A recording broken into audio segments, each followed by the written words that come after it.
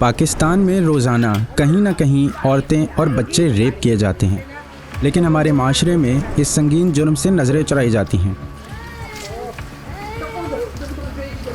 एक तरफ वो लोग हैं जो रेप को रेप कहने के बजाय ज़्यादती कहते हैं, तो दूसरी तरफ वो पब्लिक फिगर्स हैं जो रेप को मजाक समझते हैं।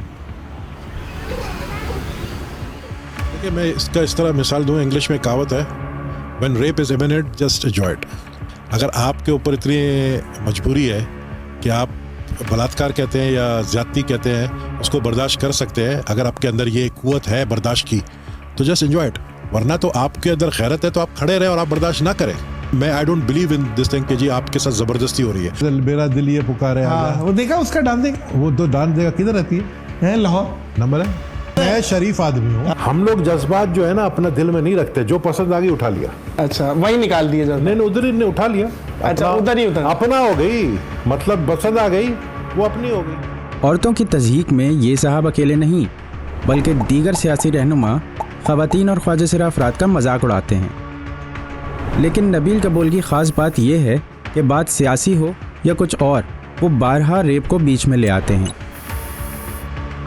उनके ट्विटर अकाउंट का जायज़ा लिया जाए तो 2012 से आज तक वो कई बार रेप का जिक्र कर चुके हैं।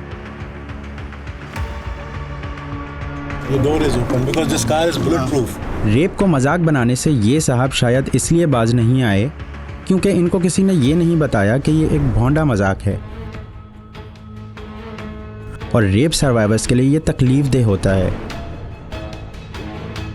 लेकिन इस बार सोशल मीडिया पर कई नुमायां शख्सियात ने इन्हें आड़े हाथों लिया।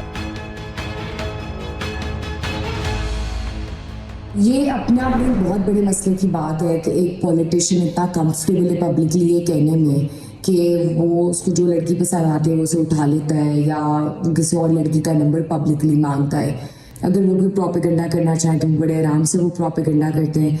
इवन उनकी अपनी ट्रोल आर्मीज गालियाँ देते हैं तो वो औरतों को ही टारगेट कर रही होती हैं, क्योंकि हम औरत होने की हैसियत से इस मुल्क के उतने ही शहरी हैं जितने किसी भी और जेंडर से ताल्लुक़ रखने वाला इंसान है। तो हमारे भी वही हकूक़ है, हमें भी वही इज्जत मिलनी चाहिए जो ये किसी भी और जेंडर को देते हैं।